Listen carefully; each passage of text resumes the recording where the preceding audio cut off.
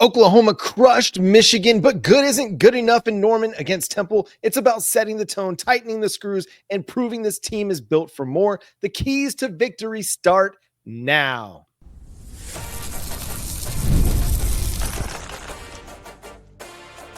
You are Locked On Sooners, your daily podcast on the Oklahoma Sooners. Part of the Locked On Podcast Network, your team every day.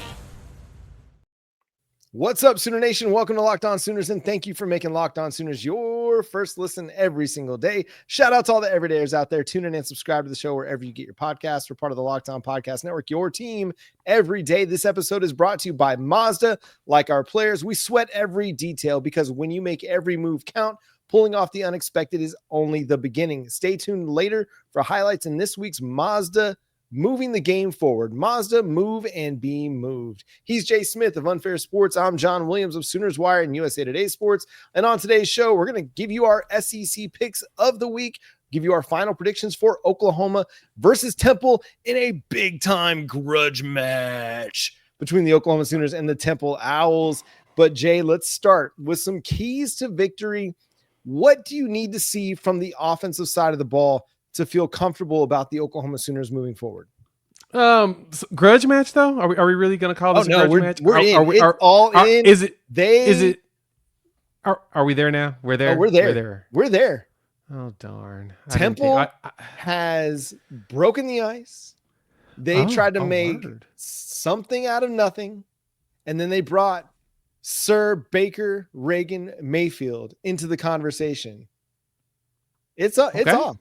Just like Mr. Powers said over on social media, run it up. Leave no doubt. So we need to hang half a hundy on them is what you're telling me. Is what it sounds like. Sounds like we got to have. Okay, so I don't like to talk noise against opponents, especially when you're at 21.5 point. What right now on FanDuel it's moved up. It's actually moved up to 23.5. So there's a chance that that number is jumping. It's starting to see some additional bets or whatnot. But I digress.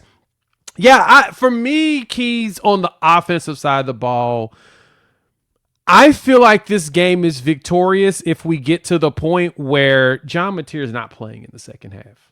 That would make me feel like. Now, I was chatting with Colin Kennedy about it over from Sooners Illustrated, and I think the one thing that does also jump out in this game is this is truly an opportunity, John, for us to see some players in kind of a pseudo urgency type situation. Let me explain what I mean. All of the shade and the vitriol and venom that's been thrown back and forth between these two organizations, it feels like Temple's going to come out and give you their A game. Now, granted, a lot of you are going to say, Jay, well, it's Temple. What are we doing here, right? Remember, Matt Rule won 10 games there before. This team is 2-0. And not saying that they played a bunch of just world-beating squads. I mean, UMass and Howard, no. But they did what you're supposed to do when you play opponents like that. They beat the dog out of them, 42-10, and then 55-3 or something like that, right? Or 7. They went out there and handled business the way you're supposed to. So, as I'm getting a little long-winded here, let me explain what I mean by this. So, because they handled business, this is a game where you actually have an opportunity, John, to see what players would look like in a distressed situation. In a situation where a game actually, it has pseudo meaning. You kind of want to hang half a hundy on them just because of the way they've been disrespectful. But outside of that, Temple's going to bring their A game. So this is actually a good chance for you to put some players on the field that you've been wanting to see in action and see if they can handle the pressure on the road. It's a great opportunity for this team to put their best foot forward and continue to build momentum and build confidence. Offensively, they've got to figure out a way to run the ball without relying on John Mateer to run it 19 times. That, to me, is the biggest key this week. Finding an efficient running game. Do they need to run for 300 yards? I would love it if they ran for 300 yards, but they need to run for 150-2 from the running backs, not from John Mateer running for 100. If he does that because he broke off like 2 or 3 really long runs, fine. But I need to see the running backs carry the run game and actually be productive and efficient along with that offensive line. I need the offensive line to step their game up and start producing. this isn't going to be good enough, especially when you go up against Auburn next week, when you go up against Texas a few weeks later, when you get into the heart of your schedule. It's not going to be good enough for this running game to only average like less than 3 yards per carry in the traditional run game. That's not going to work.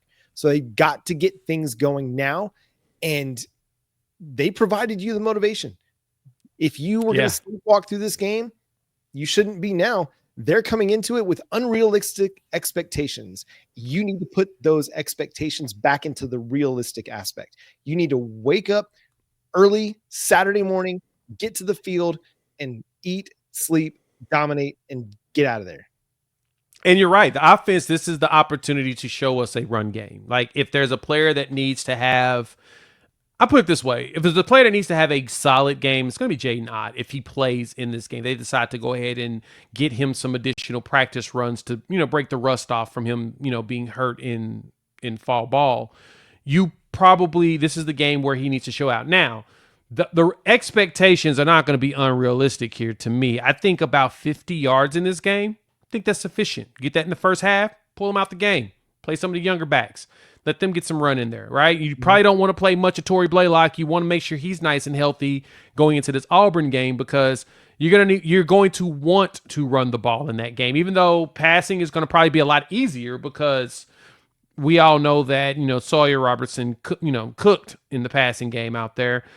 But you're going to want to be able to run as well, just to make sure that you can control the time of possession. You want those 8-minute possessions again. And I love whenever we can go out there and get 8 to 10-minute possessions, because we're running it and passing it and we're not doing a whole bunch of big plays. I don't mind. I like driving the field and owning the game.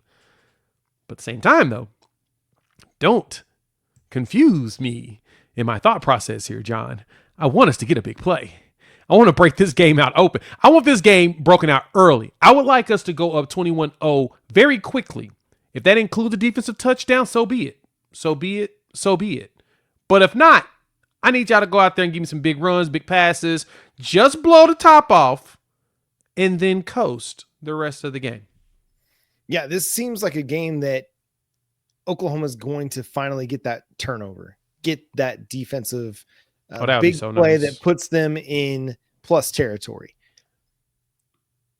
I don't know if they'll allow a score or not. I think this is a better Temple team than what they faced last year. But I do know that this is a better defensive front that Oklahoma's bringing to the table. It's a better Jaden Jackson than what Temple saw last year. It's a better David Stone than what they saw last year. A better Dominic Williams than what they saw last year. A better R. Mason Thomas than what they saw last year. So I fully anticipate Oklahoma's defensive front being able to dominate in this game. Yeah. I don't care if they're coming with a mindset that they want to try to set the tone. That tone isn't going to be set by Temple's offensive line. It's going to be set by Oklahoma's defensive front, and they're going to leave no doubt in this one. The defense is going to control this game. They might give up a play or two, but it's not going to be sustained. Temple's going to have a really, really hard time finding sustained offense in this one. Yeah, I agree. The defense on their side, I'm ready to see some other players. Give me some Danny Okoye out there. Let me see some Jeremiah Newcomb along with Devon Jordan. Let me get those two corners on the field. Throw me out there, Reggie Powers, Michael Boganowski, and Jaden Hardy. Totally want to see some of those young guys out there. Give me some James Nesta at linebacker. Interior, give me some Marcus Strong. Throw Trent Wilson out there for a game. Wide receiver, offensive side of the ball. I want to see some of the young wide receivers play. Give me some Zion Kearney. Give me some Elijah Thomas. I want to see them give me some early burn in this one, because I want to see what they look like in pressure situations if we need to throw them in the field in SEC play. Kent State's not going to be a good parameter. They're terrible. I went and looked at them. They're really a bad team this year. It's just Texas Tech unfortunate. Made them look terrible too. Yes. Yeah. It's just it's bad. Temple's different. Casey Keeler, he's a really good coach, and he's proven it. They could have a pseudo Indiana run this year. This could be another Cincinnati situation, Kurt Cincinnati's situation down in Indiana. And I say that because Coach Keeler is 66 years old. He's older. He won some natties in the FCS rank. He did some magical stuff at Sam Houston. So because of that, the expectation is they could end up having a really good year. Their schedule lines up perfectly for them to finish the year. So in theory, they could be a nice little booster to the strength of schedule at the end of the year. You want them to be good. Let's put it that way. You go out there and you blast them and they finish the season with 10 wins. You look pretty good as a squad, right? So yeah, I definitely would like for them to maintain the trajectory that they're playing right now. Just we need to go out there and handle business like we're supposed to. We're going to give you some bold predictions and our game predictions for this week coming up next year on Locked On Sooners. This episode is brought to you by Mazda's moving the game forward. For those who believe it's not just about playing the game, it's about redefining it. There are those moments that do more than just put points on the board. They move crowds, they move culture, and keep moving the game forward. This week's moment that moved the game forward, John Mateer and that deep pass to Deion Burks where he caught that on the sideline, and you're like, oh, it's the coming. This is the second coming of a quarterback situation at Oklahoma, one that we've been hoping for. So John Mateer gave you all of that. So when you follow what moves you, the unexpected is only the beginning. And just like there's more to every highlight, there's more to a Mazda vehicle. Mazda, move and be moved. Once again, thanks for making Locked On Sooners your first listen every single day. Shout out to all the everydayers out there. Tune in and subscribe to the show wherever you get your podcasts. We're part of the Locked On Podcast Network, your team every day. We're going to give you our SEC picks of the week coming up in the third segment. Jay, give me a bold prediction that you have for this game. Boldest prediction in this one is that we run for like 200 yards. Granted, Temple has some pretty big boys in the middle, so it's going to be some work. But it's going to be a good challenge for this offensive line. But I think that we can put up 200 yards on the ground and burn a ton of clock throughout most of the game. I'm going to add on to that. I think this is an Xavier Robinson game. Javonte Barnes, Xavier Robinson, I think carry the workload. You'll see some Jaden Knott. You'll see some Torrey Blaylock. But by middle of the second quarter, second half, Xavier Robinson's going to get a lot of work. I think he's going to finish with north of 15 carries in this game because they're just going to want to bruise behind him. And again, that's a bold prediction. We didn't see him last week against Michigan. So I'm going to go out on a limb here and say we do see Xavier Robinson this week, and they use him to pound away at Temple and just take the life out of that Temple defense in the second half. Ooh, yeah, that would be good. That's a solid one. How many turnovers do you expect in this game? I'm going to say Oklahoma gets a couple. They're due to be on the right side of the turnover ratio and the turnover margin. I think this week they get 2. 2 is a good number. We're not getting 6 like last year. I'm just not going to actually be. We could be like, Coach Keller told his boys to be unrealistic in the way that we play, and I could say that we get 6 again. But at the same time, I like to be more realistic here. It's bold. It's a bold one. Yeah. We get 7 turnovers in this game. No, I don't think so. I think Evan Simon does a really good job of hanging on to the ball overall. He hasn't thrown an interception so far this season, but granted, the competition. But I could say that we could probably cause a couple of fumbles, maybe get 1 interception, give me 3. I think we can trick them enough to really cause some problems or whatnot. This is the week that somebody's going to regret trying Cortland Guillory. And we're all going to be saying, quit trying our guy, Cortland. He's been telling you. He's put it on tape for 2 weeks. Quit trying our guy, Cortland. Court is in session. The judge has ruled. Do not throw it my way. Do we think that this team is actually going to really test him though? Like, would they do that to themselves? Yes. That feels like that's a that doesn't feel like a good idea. No, it's a terrible idea. I feel like his side of the ball won't get tested. I do think that either Devon Jordan, Jacoby Johnson, or Jeremiah Newcomb gets challenged on the opposite side, though. I could totally see that. They just see true freshmen, and they're like, true freshman, let's go get him.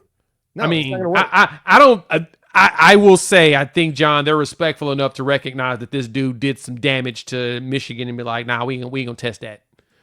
He's waiting, like he is. interceptions bubbling up in his system right now. It is. He's due. It's there. It's like right come. there. It's ready to just explode like a volcano.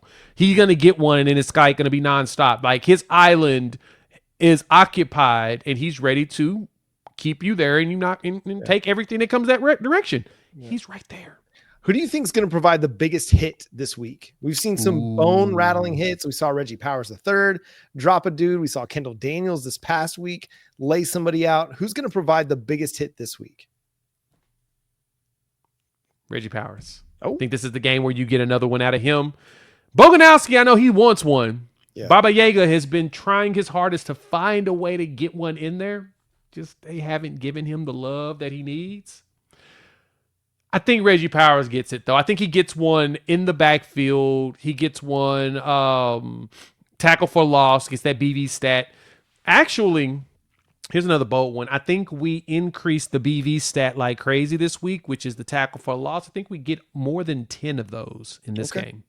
Yeah.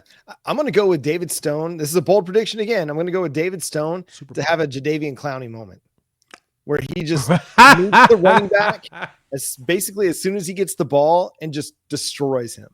David Stone has been flashing like crazy his first couple of weeks this season. And I just think he's going to be too much for that Temple interior to handle. And he's going to meet the running back right away. And he's going to just lay a smack on him. So you think that he hits him, recovers the fumble as well? I would love to recover the fumble. Maybe I won't put that expectation on it, but it's going to be one of those that makes us jump up out of our seat and go, oh! That's what David Stone's going to do. He's going to give us the Kendall Daniels moment this week. Okay. And maybe that should be that should be a award that we hand out here on Locked On Sooners. It's like the Kendall Daniels hit of the week or I don't know. Roy Williams. It seems to be the way that he's doing it. Yeah. Because we'll honor the big hitter of the past, good old Roy. All right, let's get into our predictions for the game. You said it. The spread has moved up to 23.5 over at FanDuel. How do you feel like the Oklahoma Sooners are going to fare in this one on the real side? If I'm being real, so let me go ahead and pull it back up. Yeah, it's 21.5 back there. I've seen it fluctuate in 3 different places. It's back to 21.5. I think Oklahoma covers that spread easily. The over-under is sitting at 51.5 right now. Ooh. I think we hit the over-under on our own. I think we get 50 points. This team is going to be out there to prove a point. They've had moments during the Brent Venables era where they've had letdowns after big wins. This team feels different. It really does. This team doesn't feel like a team that's going to sleepwalk into Philadelphia through that game against Temple and come out on the other side of it. For the first time since Baker Mayfield was here, since Jalen Hurts was here, I believe that they've got a fiery leader that's going to hold that team accountable with their preparation and their attitude and their mindset going into the game. I don't think that they had that with Spencer Rattler. I don't think they had that with Caleb Williams. I think they had that with Dylan Gabriel. I think he was a leader. He was vocal. They just weren't at that time in 2023 quite good enough yet. They were still building the program. John Mateer is going to hold this team accountable. And he's going to lead them into a big, big win. I do think they cover the spread here. And I do think that they make a big statement on the road. Okay. I think I'm there covering the spread. I say 50 is what they put up. I think they do hang half a hundy just to prove a point. And like you said, this is a perfect quote unquote letdown opportunity for Oklahoma. To me, I don't think Oklahoma has a chance of losing this game, but I do think Oklahoma has a chance of this game being kind of meh. I guess you could say it's probably the best statement to make is that it's a blasé game and you're like, oh man, why didn't we dominate like we should have? And, it could be Illinois State. It could be just like that. You thought they were going to score 70 in that game and Oklahoma's like, no, we're not putting that much on film yet. Now we've got all of it on film. John Mateer is out there. Everybody knows what he is, who he is, and what he's going to be able to do. So it's like, well, yeah. And so with that being the case, you're like, well, we probably should go ahead and run up the score in this game. I think this is the one. What I want, though, is the defense to not allow another touchdown. Okay. If they can do that, chef's kiss. That'd be amazing. I'm going to say that they do, though. My final score prediction, I'm going to say Oklahoma 59, Temple 10. Giving them 10 points. Yeah, I'm gonna give them. I'm gonna show a little respect to Evan Simon and Casey Keeler, but no, Oklahoma is just gonna come in and they're gonna blast. Like they're gonna put this team on notice from the jump with the physicality, with the speed that they play with, the athleticism that they have, and the aggressiveness that they have on both sides of the ball. And they're going to look to make a statement with the run game. And John Mateer is going to find some deep shots down the field. Okay. We need some big plays. And I'm going to go over 350 in total yards for John Mateer again. I think he's going to have another big stat padding game. Let's go for it. I hope it ends up that way. All right, let's talk SEC games not involving Oklahoma coming up next here on Locked On Sooners.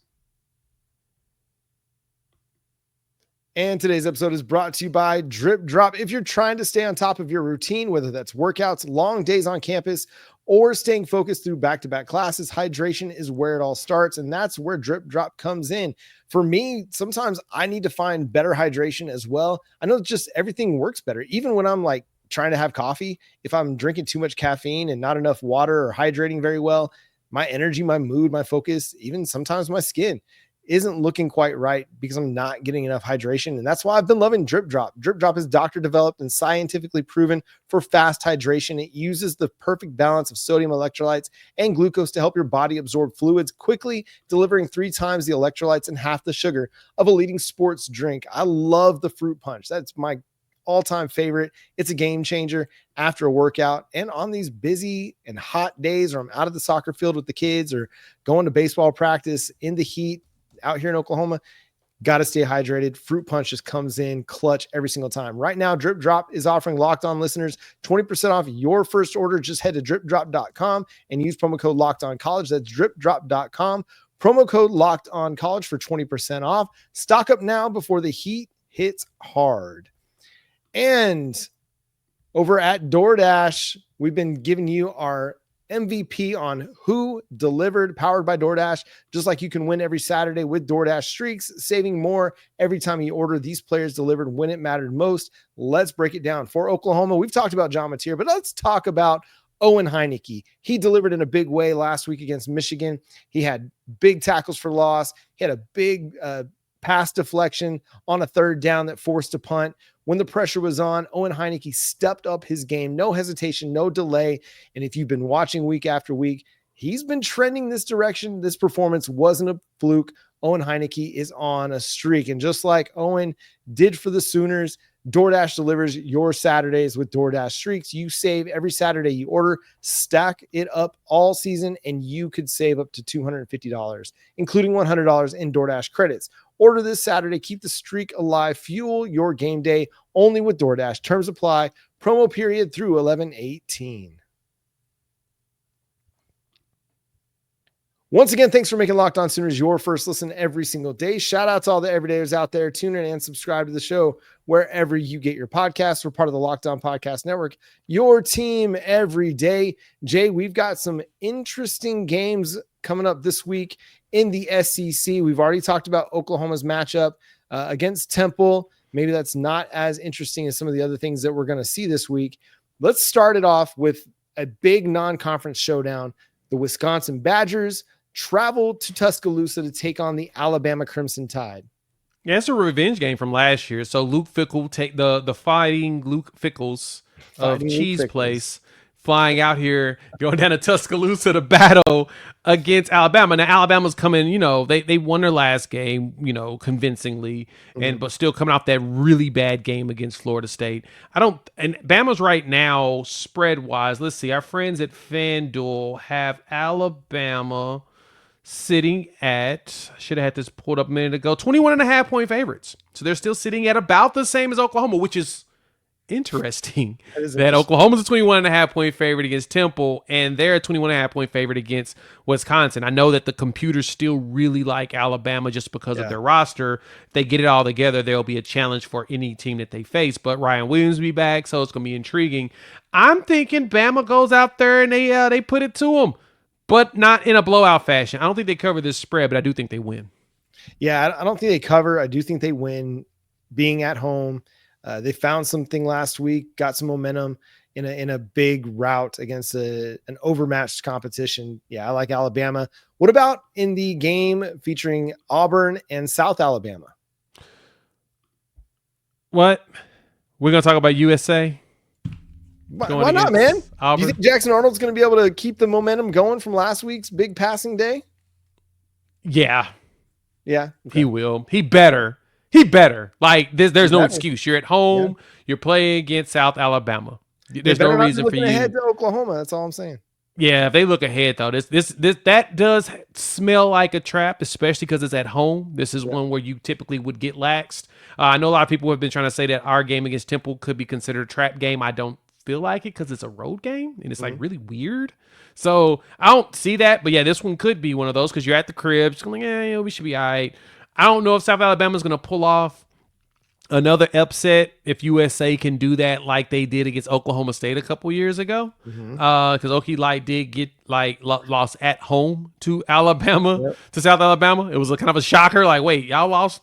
Wow, that's weird. But I don't think Auburn loses this game. So I don't know if they cover the spread, but I do know that they win this game. All right, we're going to skip Mizzou and Louisiana Raging Cajuns. Nobody cares. Georgia at Tennessee in the 2:30 window.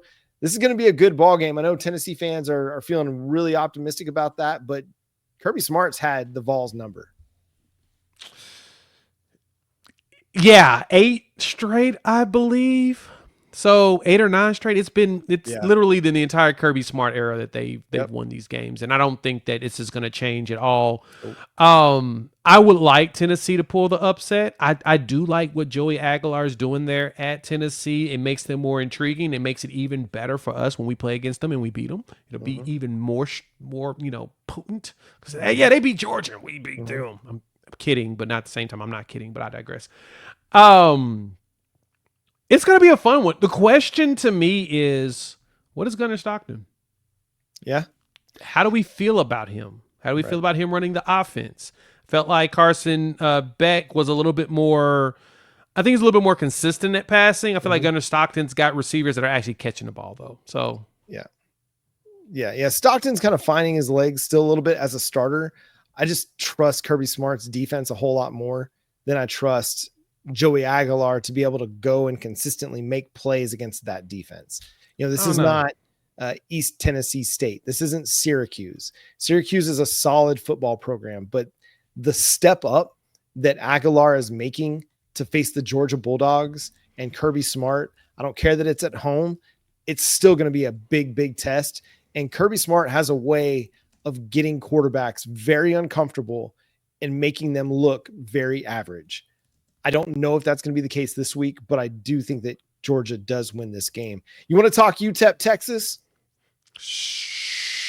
Absolutely not. Okay. My only question here, do we have Arch grimacing when he throws the ball once again? Yes, he will. He will be pooping while he's throwing it, as Sarkisian would say. Yeah. And shout out to Steve Sarkisian, just had a baby. That's kind of cool. But word? Yeah, I think they just shared pictures on social media about the baby. That's kind of fun. But I don't understand where he's going with the pooping thing. If Arch pooped his pants while he was trying to throw a football, then maybe it makes sense. But otherwise, it doesn't make sense. We spent way too much time on him pooping his pants. Yeah, my apologies, everybody. We're not going to talk Mississippi State, Alcorn State. Jeff Levy and the Bulldogs are going to get another big win there. Big SEC matchup here between Arkansas and Ole Miss. Arkansas travels to Oxford for a 6 p.m. kick on ESPN. Man, it's gonna break our guy Steve Willis's heart to hear this, but I'm liking Arkansas in this game. Hey, Taylor Green's out here leading one of the top quarterbacks in the country in touchdowns, and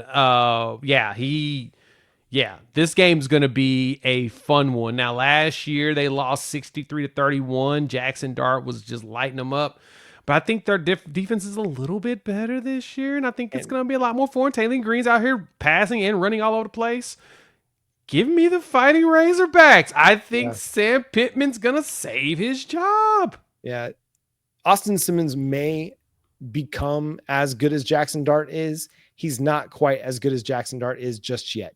So give me Taylor Green. Give me the consistency that he provides. And I think they're going to pull an upset at some point this year. Why not this week? I think they are going to go and have the big upset against this Ole Miss team. Don't talk to me about how it's in Oxford and that's a home field advantage. Remember, the worst Oklahoma team since 1998 led the Ole Miss Rebels at halftime last year. That's true. All right, moving on to another big SEC showdown. Can the Florida Gators bounce back on the road in the Bayou against the number 3 LSU Tigers? Man, that one's going to be interesting because I have this very weird feeling that Florida's going to show up. They didn't show up against South Florida. I know. Shame on them. Y'all have already put the nail in the coffin for Billy Napier, and you think that it's done. I kind of have a weird feeling that it's not. I have a really, really weird feeling that they're going to do the same thing they did to LSU last year, and they're going to go out there and possibly win. I mean, last year, Lagway threw for 226 yards, and they won that game. Like, I mean, it's at the Swamp. Yeah. Totally understand that. I mean, but they did go back-to-back. They beat LSU. They beat Ole Miss. They finish out strong in the season. You know, they go 8-5 on the year. I have a funny feeling that they're going to somehow upset LSU and win that game. It's going to be the weirdest thing. It's going to be one of those like, why? I see it happening. They're going to come out playing angry, but can they get out of their own way? Can they go and play a focused football game and not put themselves behind the 8 ball? I mean, Garrett Nussmeier is not going to miss out on opportunities. If you give him extra opportunities to throw the ball, he's gonna beat you eventually. Caden Durham, he's one of the best running backs in college football that nobody, I feel like, is talking about enough. The dude is really, really good. And then we know that wide receiver core is really good. So I like LSU in this one. I think, again, it's going to be a night game in Baton Rouge. Always a difficult time for anybody that travels. I don't know exactly what the score is going to be here, but I do think that LSU wins this one by at least a touchdown. Another fun one we've got up in South Bend. Texas A&M takes on number 8 Notre Dame in a top 20 matchup. Jay, this one, to me, this one has a lot of fun written all over it. Yeah, that one also went a little bit under the radar and really in conversations. I haven't heard as much chatter about this game as I thought I would, especially after last season. Yeah, A&M's got a really good chance of shutting the haters up. And the bad thing, though, for Notre Dame is they desperately need this win because if they don't win this game, they don't really have anybody on their schedule up until USC in mid-October to try to help them in their quest to get back. Well, they play Arkansas in 2 weeks, so I guess if Arkansas wins, there's a chance that one could be something. So the schedule could turn out to be a lot better if Arkansas can help them out too, but they desperately need this win after that loss against Miami. But I think A&M wins this game again. I think this is going to be 2 years in a row. Well, I know they lost. A&M lost last year, didn't they? Yes, at home. A&M did lose last year. My bad. Yeah, A&M did lose last year at the crib because the next week Notre Dame lost to Northern Illinois or something like that. Yeah, it was it was pretty bad. So I think A&M gets avenged. They avenged that loss last year and win this one. Yeah, I think the Aggies, they go up, they get a big win. Marcel Reed, I think this is going to be his coming out party. There's been a lot of discussion about, has he advanced enough as a quarterback, as a passer, to be able to help Texas A&M become a legit SEC title contender. We've seen so far through 2 weeks that he looks really good throwing the football. I think this is the week, though, that the national analysts start talking a lot more about Marcel Reed. Mike Elko's defense is really good. It's going to be a fun one up there. Again, that's a primetime kickoff, 6:30 on NBC and Peacock. And then, to me, an underrated game of the week candidate, Vanderbilt travels to Williams-Brice Stadium and takes on the number 11 South Carolina Gamecocks. This one could be spicy, Jay. Hoo-wee. John.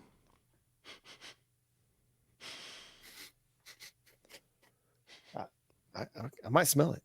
You smell upset? there's a faint aroma. It's wafting. But the and it's very faint. You know why it's very faint? I just looked at the spread of this game. This spread is sitting at like 3.5. And this is an extremely low spread for a game that we think that should be a dominant win for South Carolina, right? Yeah. Right? Like 3.5 tells me that on a neutral site, this is possibly a pick 'em. It's a pick 'em. That's crazy.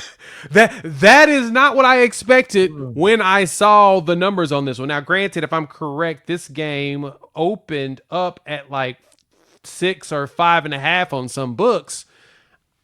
I did not expect this game to be this low. I'm taking Vanderbilt. That's crazy. Yeah. They do have a comparable opponent. They've played somebody the same team. And one came out with dominance in the second half, 300 and something plus yards. Yeah. Like dominated the second half, and the other one kind of squeaked by with a win. Like I said, I had questions about South Carolina. Some of the people from South Carolina laughed at me. I totally understood on the squad show, but it kind of showed themselves now, right? Like, am I now wrong? And didn't I say something about Vanderbilt? I could have sworn I did. Don't doubt our guy Jay. Don't do that. Just saying. I don't be just throwing BS out there, John. No. I really do be giving y'all some real stuff when I look these teams up, man. Give it to me. What you think? Don't you? It's hard for me to pick against Shane Beamer and Lenore Fullers. They're at home. They've got one of the best defensive players in the country in Dylan Stewart. I just think this is Vanderbilt's game.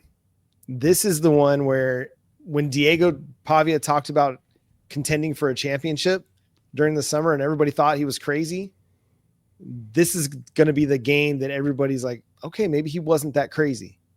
Maybe it wasn't just him, spouting off at the mouth and trying to create some positive energy and buzz for Vanderbilt. He really believed that this team is going to be as good as he thinks that they're going to be. And so give me Vanderbilt, man. Pull off the upset. They've got the formula really to keep South Carolina's offense on the sideline and just frustrate that defense. So yeah, I'm gonna go with Vanderbilt, especially because that South Carolina defense is not as experienced as it was a year ago. It isn't. That's the thing we gotta remember. It ain't. Yeah. All right, final one here because I just think this one's kind of fun. South Florida at Miami in a top 25 matchup. Alex Golesh, can he pull off another big upset? Will he own the state of Florida? No. Okay. I'm not even going to pretend like that. I would like to say that would be that. I mean, it's not out of the realm of possibility, but I do think Miami's a little bit more well coached than honestly Florida is. So I don't think that they can pull it off, but I do think that they cover the spread. 17 and a half is kind of high. I don't really care. It was just kind of a fun one to bring up because South Florida goes from a big upset over the Florida Gators to now they're in this top 25 matchup against the Miami Hurricanes in what could be a fun game. I mean, if they play another game similar to the way they played this past week, there's no telling what kind of a environment or an atmosphere or a game narrative could be created by Alex Golesh and the South Florida Bulls. Any other thoughts? Any other games you're going to be keeping your eye on this week? I just need Oklahoma to do this thing with this Temple game. Just give me what we need. Just do it. Just take care of business. Get out of Philly. Actually, I will be keeping up on this Colorado-Houston game as the Big 12 is about to start conference play. I'm intrigued to see. They've got a quarterback controversy, and I'm fascinated by it now. Yeah, little quarterback triangle controversy that's happening. Real triangle, for real. It's kind of weird. So, all right, that's going to do it for today's episode of Locked On Sooners. Thanks so much for tuning in, being a part of the show. Subscribe to the show wherever you get your podcasts. We're part of the Locked On Podcast Network, your team every day. Make sure you hit the subscribe button, the notification bell to let you know when new episodes drop. You also got to go check out the College Football Show on Fire TV. College football fans, Locked On and Fire TV present College Football Kickoff, your ultimate college football weekly preview. Drake Toll of Locked On Big 12 leads the conversation alongside two-time AP Coach of the Year, Gary Patterson, former college star Jesse Holley, and Locked On's local experts. A college football preview only Locked On can do. Catch College Football Kickoff every Thursday throughout the season only on Fire TV. Follow Jay at Unfair Sports. Go check out his channel, Unfair Sports, on YouTube. You can follow me at John9Williams and read my work covering the Sooners over at SoonersWire.com. The show is at Locked On Sooners on all of your favorite social media platforms. But until next time, when we go live after Oklahoma versus Temple, he's Jay Smith. I'm John Williams. We'll talk to you then. Boomer Sooner.